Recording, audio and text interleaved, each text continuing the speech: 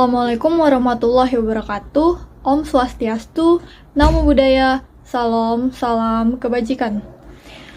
Sebelumnya, izin memperkenalkan diri, nama saya Aulia Putri Bilkis dari Prodi Pendidikan Ekonomi. Yang terhormat kepada Ibu Dr. Rita Aryani MM, selaku dosen pengampu kita yaitu dalam mata kuliah Dasar-Dasar Pendidikan. Sebelumnya, di sini saya akan membahas materi tentang sejarah pendidikan. Baik, sebelum kita membahas tentang sejarah pendidikan, pendidikan itu adalah salah satu aspek penting dalam pembangunan suatu negara. Di Indonesia, sistem pendidikan telah mengalami berbagai perubahan dan perkembangan seiring dengan perjalanan sejarah bangsa ini. Dan yang melaporkan tentang perjuangan pendidikan itu adalah Ki Hajar Dewantara, yaitu dia melaporkan pendidikan inklusif di era kolonial. Setelah kemerdekaan, pendidikan tinggi mulai berdiri, disertai fokus pada kreativitas. Teknologi membawa pelajaran online, tetapi tantangan seperti kesenjangan pendidikan masih ada. Perjalanan ini terus berlanjut dengan kolaborasi semua pihak untuk mewujudkan pendidikan berkualitas bagi semua. Baik, untuk sejarah pendidikan Indonesia yang pertamanya yaitu ada masa pra-kemerdekaan. Di sini yaitu pendidikan formal di Indonesia sebenarnya sudah ada sebelum masa penjajahan. Naskah-naskah kuno seperti prasasti dan literatur Melayu telah memberikan bukti bahwa pendidikan formal sudah ada sejak abad ke-9. Pendidikan pada masa itu lebih bersifat informal dan didominasi oleh pendidikan berbasis agama. Namun, pendidikan modern di Indonesia baru benar-benar berkembang setelah bangsa ini mengalami masa penjajahan oleh Belanda. Pada masa ini, Belanda memperkenalkan pendidikan formal berbasis barat yang lebih berstruktur dan sistematis. Lalu yang kedua ada masa penjajahan Belanda. Nah, pada awalnya, pendidikan yang diperkenalkan oleh Belanda hanya ditunjukkan bagi masyarakat elit, terutama keturunan bangsawan atau petinggi pemerintahan. Mereka mendapatkan pendidikan di sekolah-sekolah yang didirikan oleh pemerintah kolonial Belanda. Namun, pada abad ke-19, Belanda mulai membuka sekolah-sekolah untuk masyarakat pribumi. Sekolah ini dikenal dengan sebutan Hollands Inland School atau yang disingkat HIS atau sekolah pribumi. Meskipun demikian, pendidikan bagi masyarakat pribumi tetap berada di bawah kendali Belanda yang lebih menekankan aspek penanaman budaya Belanda pada murid-muridnya. Selain pendidikan formal, Belanda juga membuka perguruan tinggi di Indonesia. Pada tahun 1920, didirikanlah Universitas Pajajaran yang menjadi perguruan tinggi pertama di Indonesia. Perguruan tinggi ini ditunjukkan bagi kalangan elit dan mengajarkan mata pelajaran seperti hukum, kedokteran, dan sastra. Lalu yang ketiga ada masa penjajahan Jepang. Pada tahun 1942, Indonesia diduduki oleh Jepang selama masa Perang Dunia Kedua. Di bawah pemerintahan Jepang, pendidikan di Indonesia mengalami perubahan signifikan. Jepang mendeklarasikan Fuko-Kyoko atau pendidikan rekonstruksi dengan tujuan untuk mendidik generasi muda Indonesia sesuai dengan tujuan-tujuan Jepang.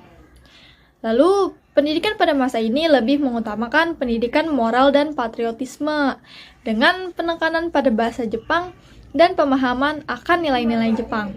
Jepang juga mendirikan sekolah-sekolah tinggi yang memberikan kesempatan pendidikan bagi semua kalangan masyarakat.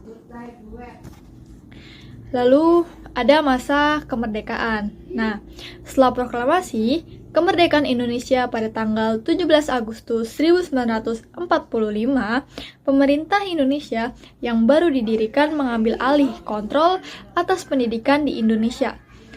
Masa kemerdekaan ini ditandai dengan perubahan signifikan dalam sistem pendidikan.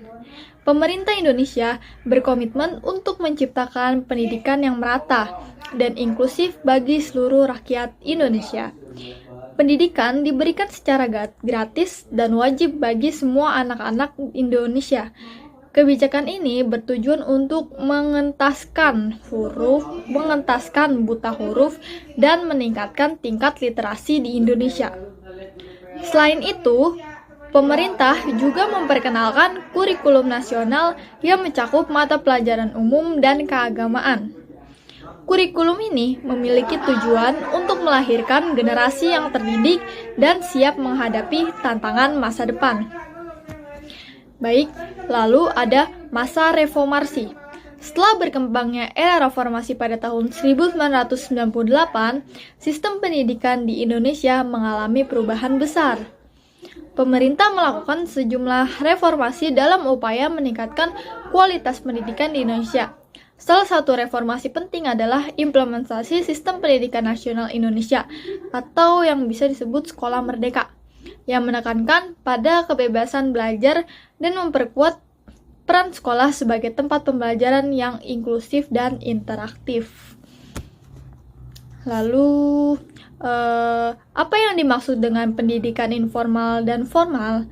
Baik, di sini akan saya jelaskan. Pendidikan formal itu adalah jenis pendidikan yang diatur oleh pemerintah dan memiliki kurikulum terstruktur. Sekolah-sekolah formal seperti sekolah dasar, menengah, dan perguruan tinggi termasuk dalam kategori pendidikan formal. Lalu, pendidikan informal adalah jenis pendidikan yang berlangsung di luar lingkungan sekolah dan tidak mengikuti kurikulum yang terstruktur.